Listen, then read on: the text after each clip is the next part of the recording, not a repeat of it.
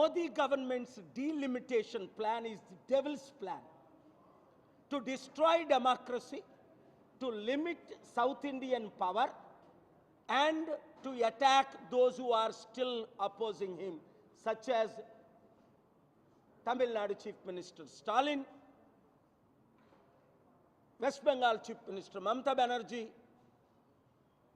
and most powerful MP, Mr. Akhilesh Yadav. Indian democracy is dead. Indian judiciary is weakened. Indian secularism is suffering beyond imagination. By introducing the delimitation, they want to increase North Indian Member of Parliament seats, decrease South Indian MP seats. Therefore, I am calling upon all the opposition leaders, irrespective of your differences, all 18 political parties, come out, now or never. Otherwise, if you don't face now, you will face only BJP as a single ruling party like China's party or Russian party. I told on April 10th, 2019 at the Election Commission, after 3 phases, if the elections were not conducted with ballot paper, there won't be any serious opposition. And that's what is happening. That's what they are planning. They have finished everybody who has opposed in a serious way, such as Kejriwal and Chandrababu Naidu. Now Chandrababu Naidu completely surrendered, just like Jagan surrendered while he was the CM for 5 years. So, we can do wonders. Remember N.T. Ramarao, only an actor, non-politician, with 30 plus MPs, he shook and stood as the second most powerful party when Indira Gandhi had 400 MP seats. So come join with me. I will lead the fight.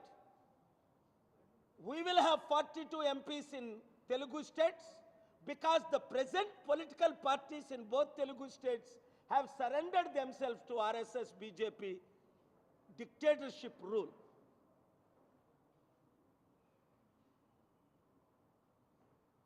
ఈ delimitation అన్నది ఒక పెద్ద drama. ఈ delimitation అన్నది ఒక పెద్ద drama. South Indian MP సభ్యుల్ని తగ్గించి నార్త్ ఇండియన్ ఎంపీ సభ్యుల్ని పెంచి ఏకచక్రాధిపత్యం ఏలడానికే నరేంద్ర మోదీ అజెండా. ఈ ముసలోడికి అవసరం 75 సంవత్సరాలు వయసులో ఒక మంచి ప్రైమ్ మినిస్టర్గా ఉంటే ఎంత బాగున్ను.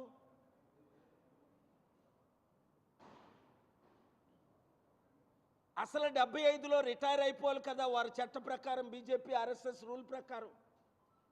దేశాన్ని ఇప్పటికే అన్ని విధాలా సర్వనాశనం చేసిన సంగతి మనకు తెలుసు. వీలైతే రేపు నేను ప్రెస్ మీట్ పెట్టి డీటెయిల్గా చెప్తాను. ఏ దేశంలో 40 లక్షల కోట్ల విలువైన ఏ కంపెనీలు ఎవరెవరికి అమ్మేశారు, ఇంకా అమ్మడానికి ఏమీ లేకుండా మిగిలిన 13 ఎయిర్పోర్ట్లు ఇంక్లూడింగ్ తిరుపతి ఎయిర్పోర్టు 100 కోట్లది ఎగ్జాంపుల్, ₹1 అదానికి ఎలాగ అమ్ముతున్నారు. ప్రపంచమంతా నాకు మద్దతు ఇస్తుంది.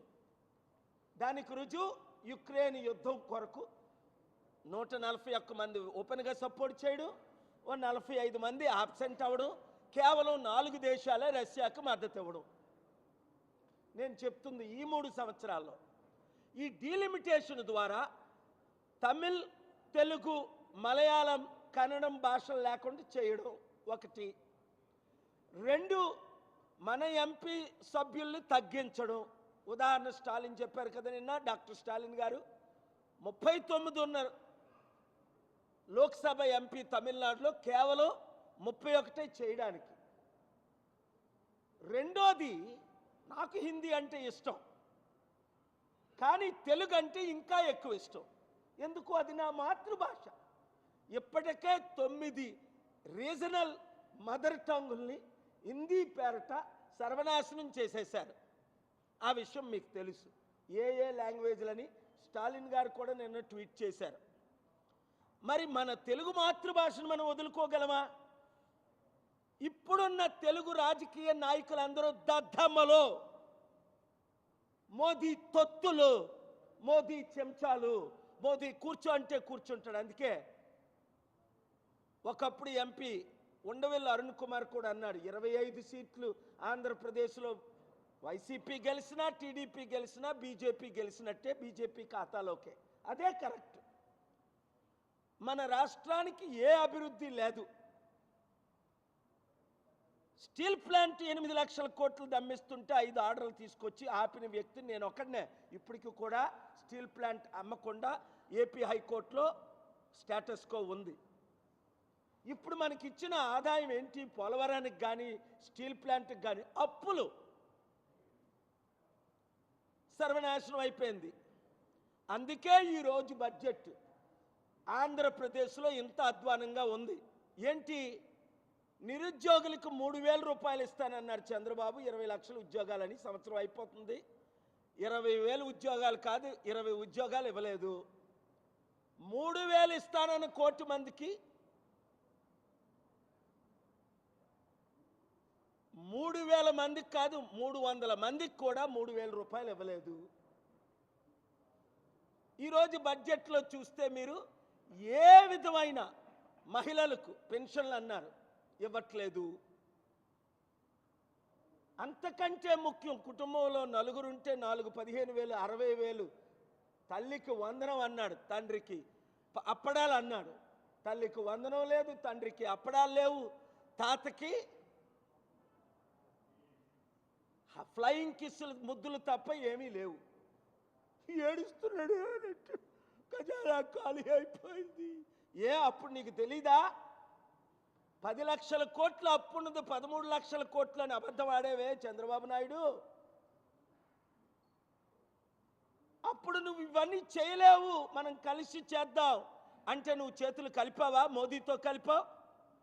ఆ సిగ్గులేని పవన్ కళ్యాణ్, ఆడు యూజ్లెస్ ఫెలో, వాడు రాష్ట్రాన్ని సర్వనాశనం చేశాడు. అందుకే వాడు సోల్జర్స్ అందరూ వాడిని తిడుతున్నారు.